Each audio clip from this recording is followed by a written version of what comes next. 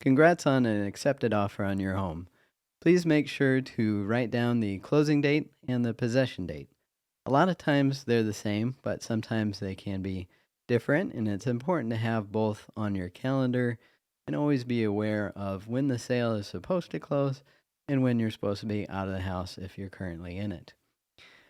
So how this will work is first the buyer will typically, and I'm talking about, the standard terms that you see on an offer, but of course your offer could be a little bit different. The terms could have changed on it, but most of the time the timelines are kept the same.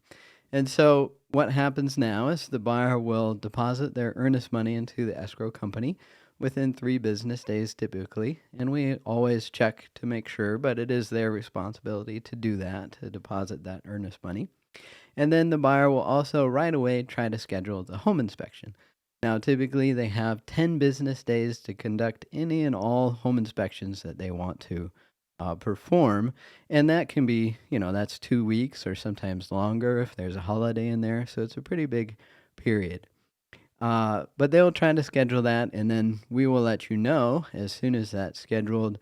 And it can just hopefully be all at one time, but sometimes if they're doing additional tests, it could span a couple days. Also, please keep in mind that the home is not sold yet, especially if there's a inspection contingency as part of the offer contract. That typically it's better to not firm up any plans that you have for your next move or your next purchase or whatever you're doing next until we get through the home inspection period, at least through that.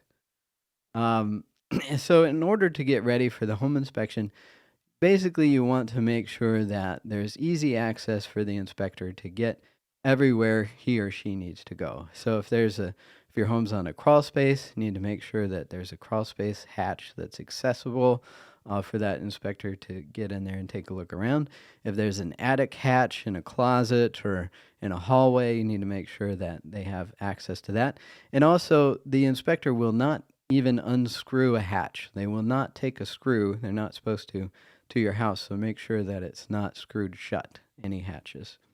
Um, and you can even put the ladder down, if you've got a ladder to your attic before the inspector gets there, just to make it easy.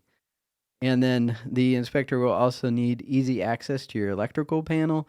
Sometimes, that's in your garage and there's boxes in front of it, so you just want to make sure that that's cleared up so they have easy access. And then you have to ensure that all the utilities are on. So sometimes if the home's been left vacant for a while, the utility companies will turn it off without notifying the homeowner.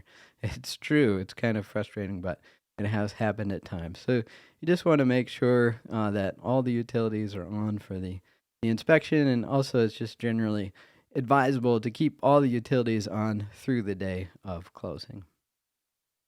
And then if you can, if you have time, if not, don't stress it. But if you can, make sure that the smoke alarms and carbon monoxide alarms in your home are everywhere they're supposed to be and that they're working. You can test the batteries. But if you don't, you just know that the home inspector is gonna do that.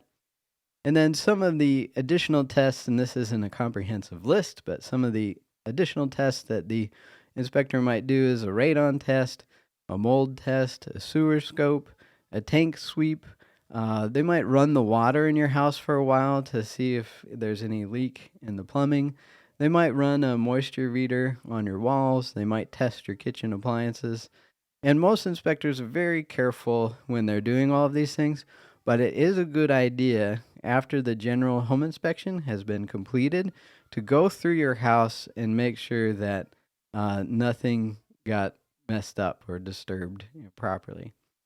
Know that the inspection can take over 4 hours. They're really long these days, um, and that the buyer may attend the home inspection, and that the buyer's agent or representative agent should be there throughout the home inspection to supervise the process. So that's kind of on them. That's their responsibility to watch over that process.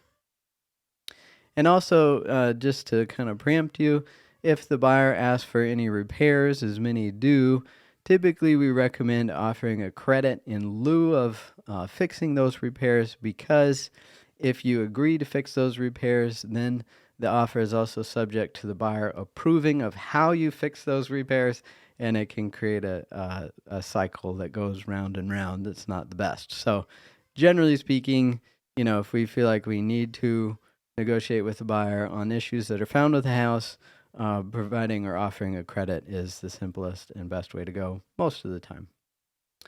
And finally, be sure to let us know if you're out of state, where you'll be towards the closing date, so we can get a notary to you.